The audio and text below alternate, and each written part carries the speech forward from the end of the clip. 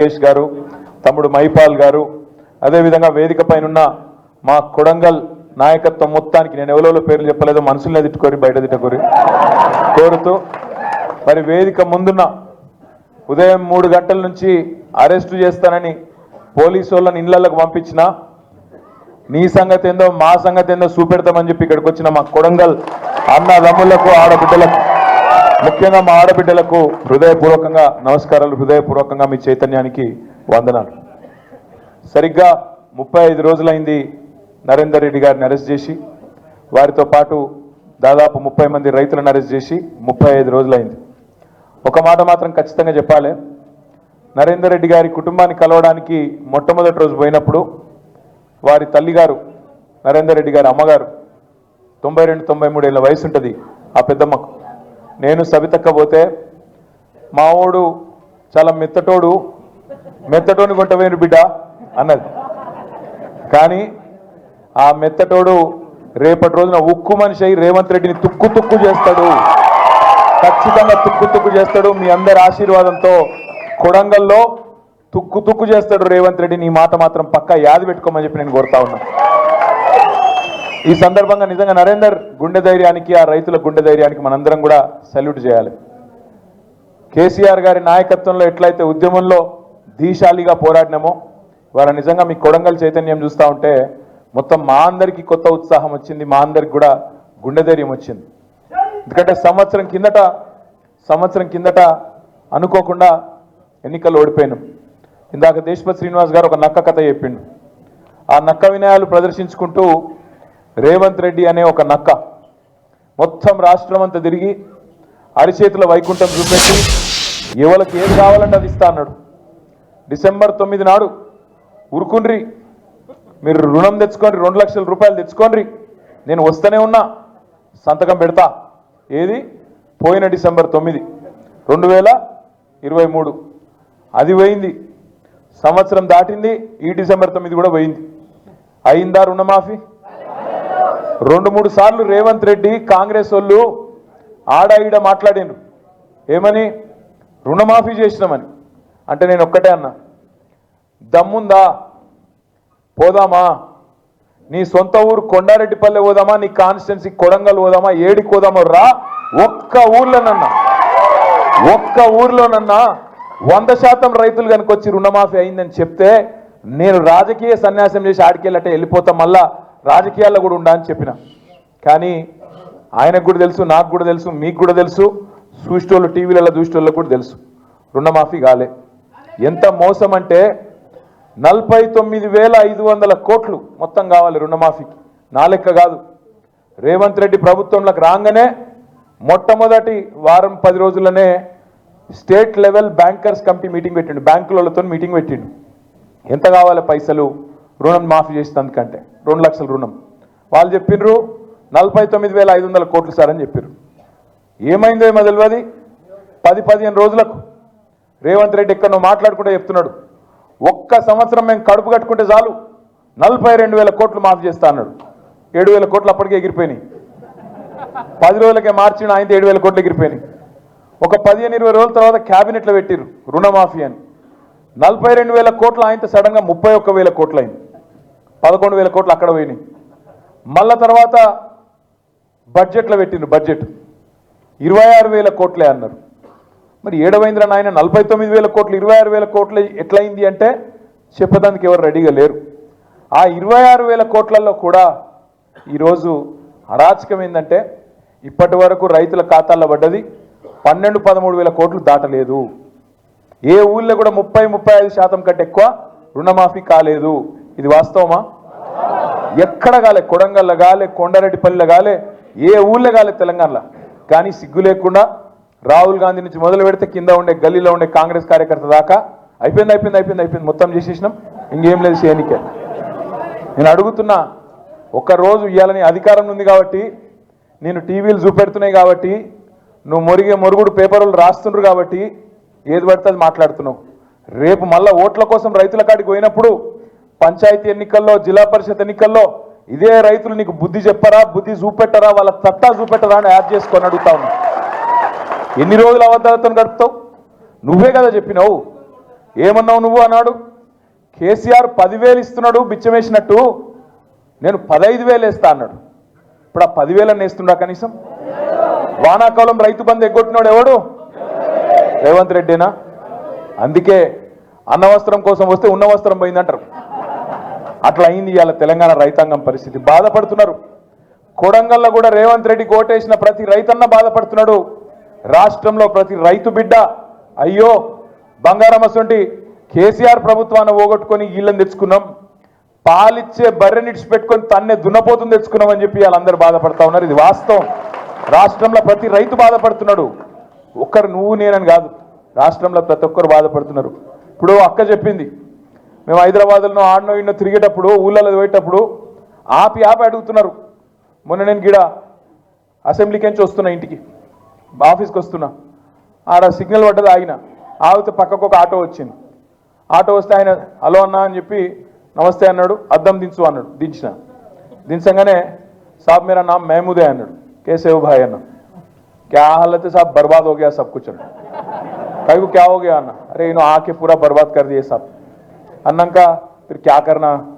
अंटे कुछ करो ना साहब अन्ना। क्या करना?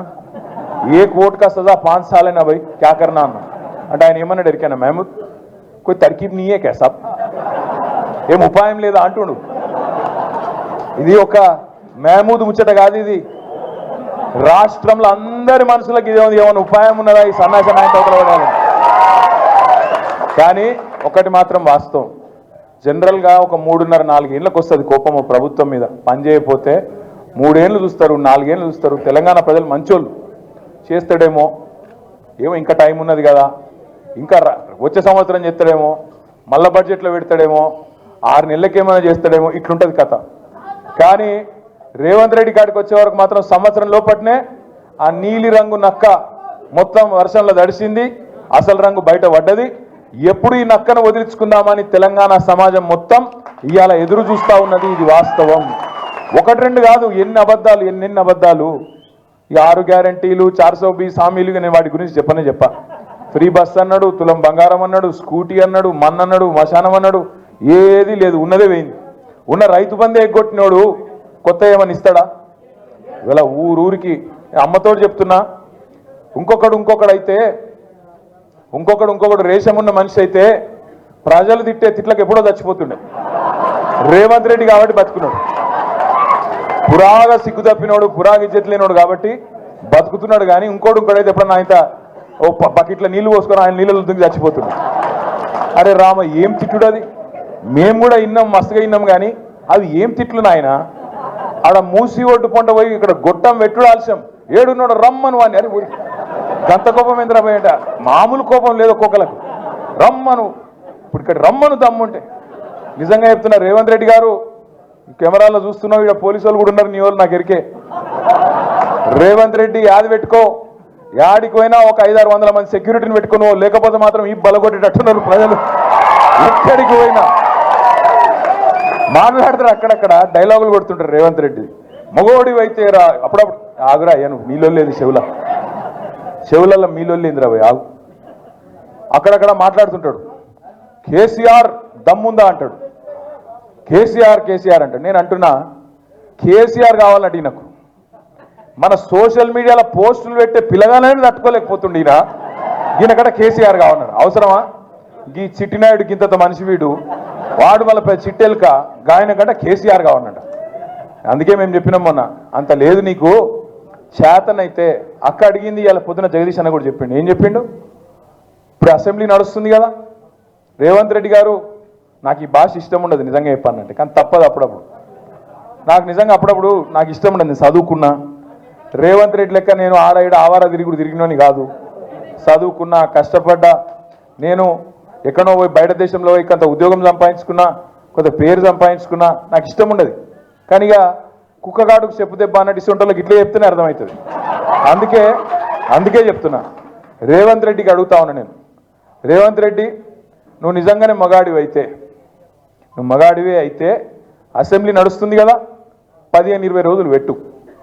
మొదలు 10-15 రోజులు మొత్తం రాష్ట్రంలో ఉన్న ప్రజల సమస్యలు మాట్లాడదాం, లగచర్ల మాట్లాడదాం, గురుకుల పాఠశాలలు మాట్లాడదాం, అక్కడ ఉన్న సమస్యలు మాట్లాడదాం, రాష్ట్రంలో నువ్వు చెప్పిన 6 గ్యారెంటీలు మాట్లాడదాం, ఆటో డ్రైవర్లు ఎందుకు చచ్చిపోతున్నారో మాట్లాడదాం, చేనేత కార్మికులు ఎందుకు చచ్చిపోతున్నారో మాట్లాడదాం, బోనస్ ఎందుకు ఇస్తలేవో మాట్లాడదాం, మిగతా అన్ని విషయాలు మాట్లాడదాం. నీకు ఇష్టం ఉన్నంత కాలం రాష్ట్రం అప్పుల పాలైందని తప్పుడు ప్రచారం చేస్తున్నావు కదా, అది కూడా మాట్లాడదాం.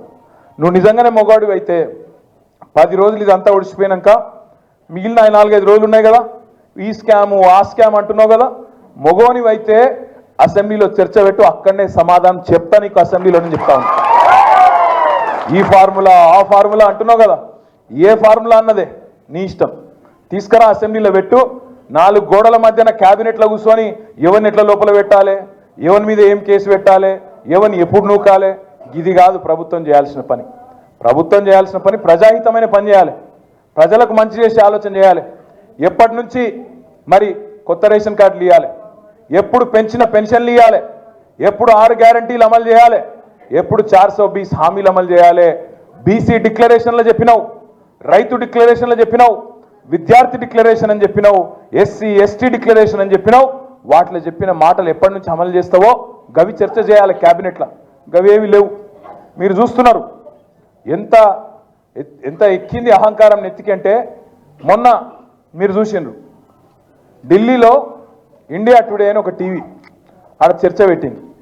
రేవంత్ రెడ్డి వేయిండు పోతే అక్కడ అడిగినరు వాళ్ళు, ఏం సార్ నువ్వు ఎవరిని పడితే వాళ్ళని జైల్లో పెడుతున్నావట, ఏం సంగతి అంటే, నేను ఎవరిని పెట్టినా అన్నాడు. మరి లగచర్ల రైతులను పెట్టినావు కదా, 30-40 రోజులకి వెళ్ళి వాళ్ళు ఉన్నారు కదా అంటే, వాళ్ళు కొట్టినరు, కలెక్టర్ని కొట్టినరు మాట్లాడతాడు. కలెక్టర్ ఏమో నన్ను ఎవడు కొట్టలేదని చెప్తాడు, కలెక్టర్ ఏమో నా దాడే జరగలేదు కొట్టనే లేదు ఎవడని కలెక్టర్ చెప్తాడు. కానీ రేవంత్ రెడ్డి మాత్రం కొట్టినరు అని చెప్తా ఉన్నాడు. నేను ఒక్క మాట అడుగుతున్నా, దయచేసి మీరు గుర్తుపెట్టుకోండి.